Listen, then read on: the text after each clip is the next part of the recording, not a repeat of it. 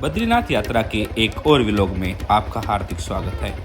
आज घुमंतु भारत आपको लेकर आया है भारत के तिब्बत की सीमा से करीबन 26 किलोमीटर दूर स्थित माणा गांव में। माणा गांव बद्रीनाथ से केवल 3 किलोमीटर की दूरी पर स्थित है।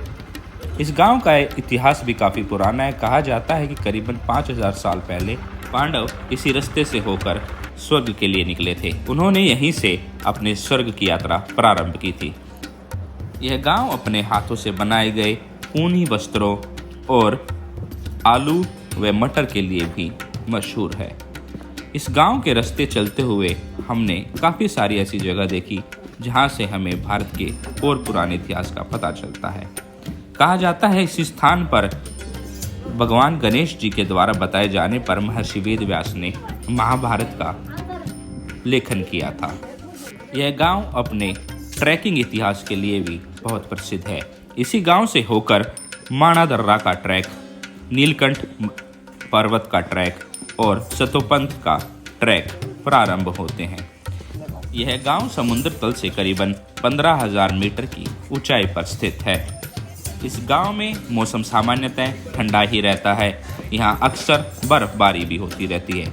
इतनी ऊंचाई पर स्थित होने के कारण यहाँ आए सैलानियों को सांस लेने में भी कुछ कठिनाई का अनुभव होता है, किंतु दृश्य और नज़ारे आपका मन प्रसन्न कर देते हैं।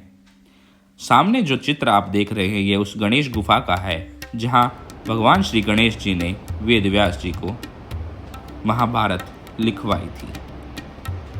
माणा ही वह गांव है जहाँ अलकनंदा और सरस्वती नदी का संगम होता है।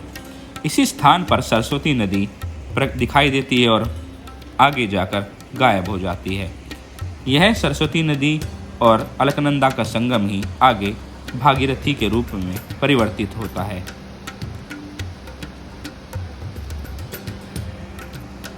सामने जो जलधारा आप देख रहे हैं ये सरस्वती नदी की है। इसे एक 5वां प्रयाग के बाद एक प्रयाग और कहा जाता है। इसे कमल प्रयाग कहते हैं, किंतु इसको प्रयाग के नाम से इसलिए नहीं जाना जाता क्योंकि यहाँ पर माँ सरस्वती को लुप्त होने का अभिशाप मिला था जो भगवान गणेश जी ने उन्हें दिया था। इसके पश्चात सरस्वती नदी यहाँ से जाकर के गुप्त हो जाती है। कहा जाता है महाभारत काल में जब पांडव इस रास्ते से गुजर रहे थे तो भीम ने यहीं पर एक शिला के द्वारा पुल का निर्माण किया और जिसके पश्चात 5 पांडव और उनकी पत्नी द्रौपदी इस नदी को पार कर पाए थे। इस रास्ते से गुजरकर ही पांडवों ने स्वर्ग की अपनी यात्रा का प्रारंभ किया था।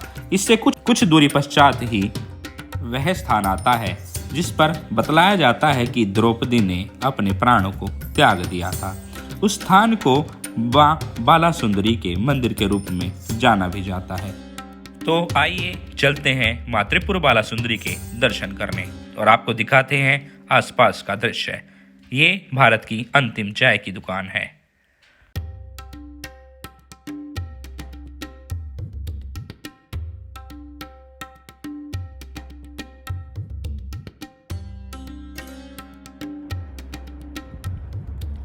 ये वो मंदिर है, इसे कहते हैं त्रिपुर बाला सुंदरी मंदिर।